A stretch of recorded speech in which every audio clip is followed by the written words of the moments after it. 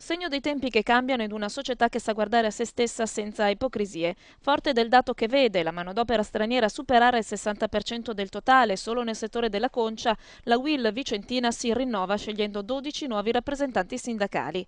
Tra di loro neanche un italiano, ma 7 uomini e 5 donne originari di Ghana, India, Bangladesh, Costa d'Avorio, Senegal, Burkina Faso, Est Europa.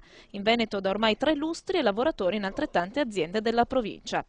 I nuovi sindacalisti, per diventare tali, hanno seguito per alcuni mesi un corso di formazione su diritti e doveri dei lavoratori stranieri, sicurezza e cittadinanza ed ora sono pronti a coprire un ruolo nuovo nella comunità. Siamo in una fase di crisi, allora tanti colleghi che hanno perso il lavoro vengono per avere disoccupazione, la mobilità e casa integrazione se e solamente se sono in condizione di essere. Fattiamo finché comparativamente alla legge che prevede aiutare loro.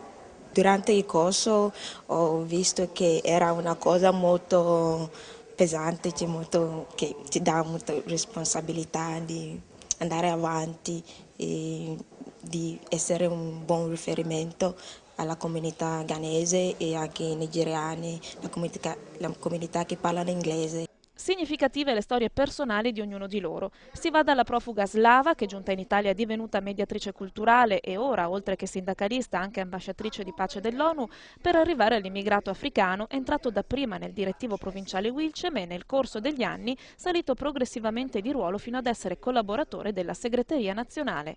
La nostra sorpresa è che abbiamo trovato delle persone disposte ad apprendere, disposte anche a diventare leader all'interno della loro comunità e ben disposte anche nei confronti degli italiani perché si rendono conto dell'importanza di riuscire a integrarsi culturalmente e cultura vuol dire anche mondo del lavoro.